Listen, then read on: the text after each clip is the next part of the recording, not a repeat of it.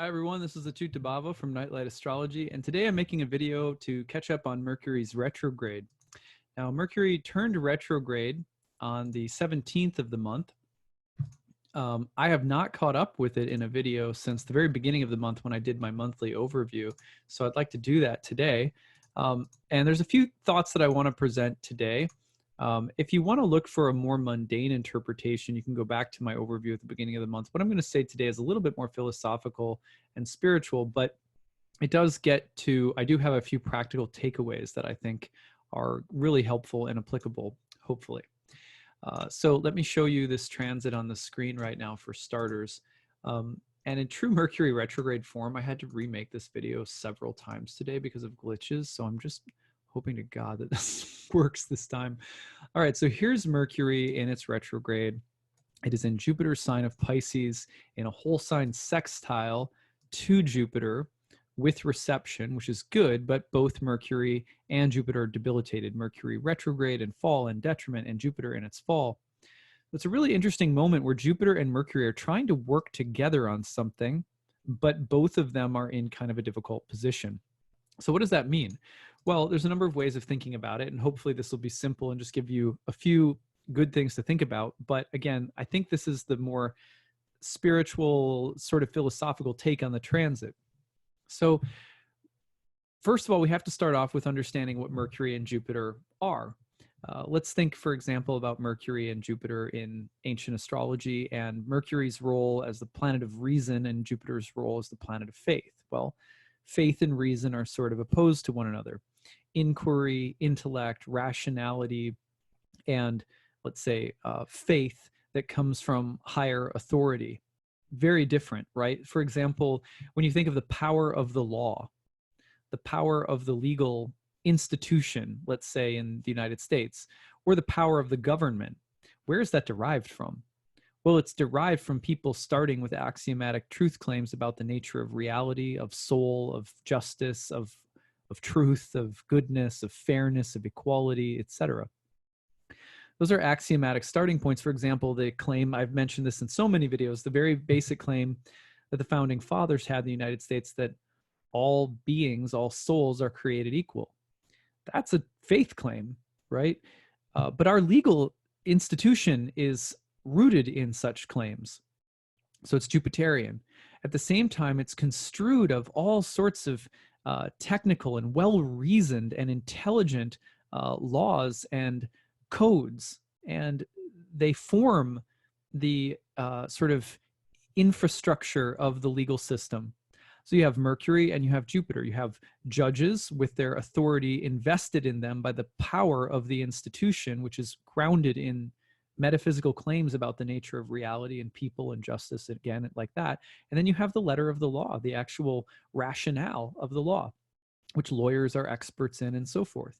So Mercury and Jupiter, you always find them together, but they're also at odds with each other in interesting ways. For example, classically people say, you know, I'm not a person of faith, I'm a person of reason. But if we push that a little bit, we will find that people of reason are often people of faith. They just have faith in their reason. And people of great faith who say, you know what, my authority comes from God. Yeah, but you still have, you know, rational explanations for why you do what you do, or why God told you to do this or that, or why God may, you know what I'm saying? So like, for example, you know, some people will say the authority of God comes down through the Quran or the Bible or the Buddha or Jesus or the Vedas or something like that. And that the power is vested in the descent of divine knowledge from a higher source. And just like, that's it. That's where it comes from. And other people will be like, yeah, but you don't have to be dumb about it. You can, it's actually also very intelligent. It's not just, you know, it's not just a blind parent in the sky or a parent in the sky who wants you to be blind and not use your reason and intelligence, right? People, I mean, I grew up in the Christian church, so I'm very familiar with this. People would always say, look, your faith should be well reasoned. You should understand, you know, why you do and believe what you do, but also recognizing that ultimately faith is involved. Just taking the higher authority, say, of the scriptures on faith, the stuff that I heard in the church growing up. And probably you've heard something similar in your life in some way. People will say, Similarly, people will put their trust in the scientific method, right? And that the method itself is imbued with a kind of faith power. This method is true, like that. But why is it more true, for example, than a different process of ascertaining truth or knowledge or information? Well, because we use reason, and reason is king. It's like, well, okay, there's your king, there's your Jupiter, right? So the point is that we can't escape axiomatic truth. We can't escape faith. And we also can't escape reason. The two are not separate from one another, even though they often appear like warring opposites. They're imbued within each other. And so right now, with Mercury in its fall and Jupiter in its fall, but the two getting along, it's as though we can restore or recover or repair some damaged element of our faith. We can restore faith in someone or something, find our basic core principles, but we may also need to reason at a higher, more intelligent level, or we may need to recognize some way in which our reasoning has been faulty, or our reasoning has been at odds with our faith, or our faith with our reason. Well, those are all really deep things that are available to us right now. And I want to give you an example of some axiomatic truths that, stem back from my days in graduate school when I was a philosophy student. So, for example, what is an axiom? It's like a starting place. It's a starting place of authority, like a given in a math problem. If I am out, with my wife and kids at the park, and I come home and there's water all over the kitchen floor, and the dishwasher has flooded, which probably not a great thing to mention while Mercury is retrograde in water sign. But let's say so knock on wood, but let's say that had happened and we were going to make dinner or something. And I go, no, our starting point is that there's water all over the floor. That then dictates a series of actions that we have to take. So an axiomatic truth in a very simple sense is like a starting point. The point is that we all have axiomatic truths. Our constitution is built on one. The legal system is our legal system is built on one. Governments all over the world are built on different kinds of axiomatic truths. The rule of the people is best given to a king or a monarch. No, it's best given to the people. These kinds of starting points, in a sense, are all faith claims. So here's a few that you might recognize, right? Like, for example, I wrote some down for fun. Truth is a mystery, someone will say, right? And they'll be like, so, you with your faith and you thinking that you could know something, like, you can't know something. Truth is ultimately a mystery. Well, it's like, how certain are you of that? How mysterious is that kind of a claim, really? So the point is that even that claim is still a truth claim. Truth can, someone will say truth can be known, and someone will say, that there's a single truth or something like that. And someone will say, look, truth can absolutely not be known. You just can't know truth. It's like, well, I guess that would be your true starting point. That is the starting point that you're putting your faith in. So someone might also say, there are higher authorities or a higher way, as I was saying just a couple moments ago, higher authorities or higher methods that can approach the truth. The descent of knowledge from lineages of gurus, descended from the Vedas, the Upanishads, or the scriptures, from the Pope and the succession of popes, etc. From the scientific method, again, something like that. No, truth can actually be known, and there are these reliable higher authorities through which the power of truth descends. And you put your faith in that truth and follow what the tradition, lineage, teachers, experts, authorities have said. You give your faith to democracy if you're going to live in a democracy. Right? Do you see what I'm saying? So on the other hand, someone will be like, you know what? Nobody is a higher authority. Nobody knows any better than anybody else. You notice when people say that, it's like, I'm the authority. Nobody's an authority. So there's a paradox. Even if you say nobody can be an authority, nobody can know the truth, you're starting with an authoritative truth claim. That's Jupiter, right? Jupiter has that sense of being the one who just expresses truth from a kind of axiomatic, powerful starting point. Someone will say, God is the source of ultimate reality. Someone else will say, look, you can't know if God's real or not. Someone will say, words cannot express truth. You can't even get close to truth with words. Someone else will say, no, look, words can express truth. someone will say time and space, they have no purpose, matter, all this stuff. It just is. There's no purpose to it. Someone else will say, no, it comes from God and has a divine purpose. Okay, so these go on and on. But the point is that our lives are built on faith statements. And this is a really good time to explore and examine what they are and whether the kinds of faith statements that we have in our life are really true for us. You know, like how many people live their life according to things that they don't actually believe in because they haven't actually examined very deeply.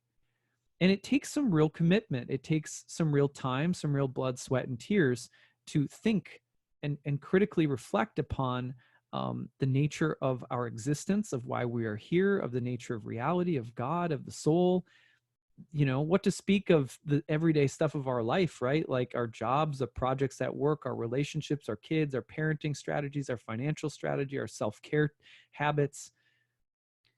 So I'm reminded one time when I was, you know, I was an undergrad, and this example I think will fit, so I'll try it.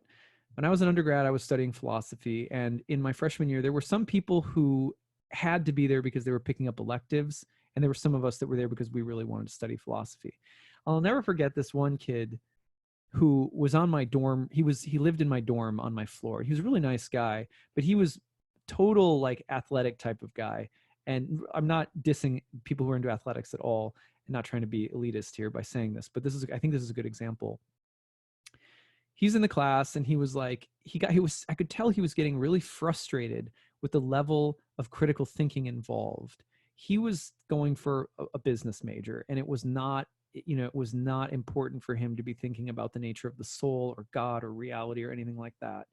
And understandably, not everyone's necessarily into it, right? But ancient astrologers very deeply believed that the human form of life was unique, that we were spirit souls, et cetera, et cetera. They had their axiomatic truths. And one of the things that they believed is that the difference between a life that is spiritually progressing and one that's not is the degree to which we use our free will to inquire about our true nature, about the nature of God, the soul, and the true nature of reality. Right. So I think that we have to take it really seriously. So in this class, he was getting really frustrated. And he basically just burst out at one point. He was like, you know what? I think like you guys are just talking too much and spinning your wheels too much, and, you know, exploring stuff that, like, you know, words can't really get to, and there's no sense in talking about, and you'll never really know, and everyone's got their own opinion, and like da da da. And the professor handled it in a way that really left an impression upon me.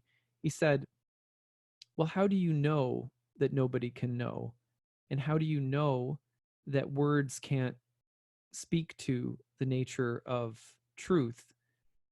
If you're using words to try to speak to the nature of truth, then certainly you must believe that they have some power. Even if you're saying that they can't talk about truth, they must have some kind of power. Well, what kind of power is it?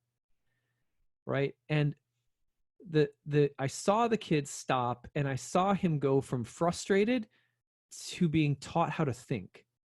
And it was really cool because he's ended up being one of my friends, and he's a really nice guy.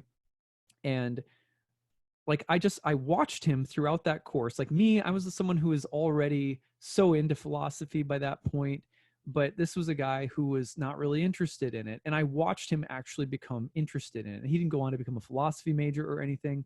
But this was a guy who started thinking really, really deeply about, well, what is truth, and why am I frustrated with this philosophy, and what are the deeper reasons for my frustration, and how does that match up with the world I'm creating? Because basically what the professor went on to say was like, look, man, you know, you're getting frustrated by this, but your frustration is forming a philosophy.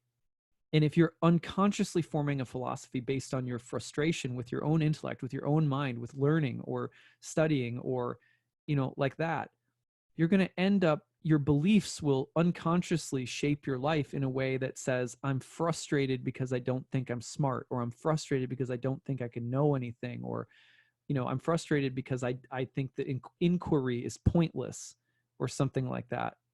And that has his point to the young man was not go become a philosophy major. His point was think. And you know, not that necessarily that you have to arrive tomorrow at all the answers in the universe, but think, because we cannot help but form axiomatic philosophical beliefs about why we are here, who we are, what's worth living for, et cetera, et cetera. Our actions betray our beliefs all the time. So they are there, and they're there to be explored. And that was and I watched him. I swear to God, I watched this guy who was just, you know, like, I don't want to be mean, but he was just kind of the typical, really nice, but like just jockey guy who didn't like this. And I ended up leading a study group with some people who were in my dorm who were in that class, because I was, you know, major or whatever. So I had just a little better handle on that stuff because I was nerding out over it all the time. And I watched him become more interested and start to understand and realize that taking account of these core belief statements is very important in terms of living a life that is conscious. I saw him make that connection. It was really cool.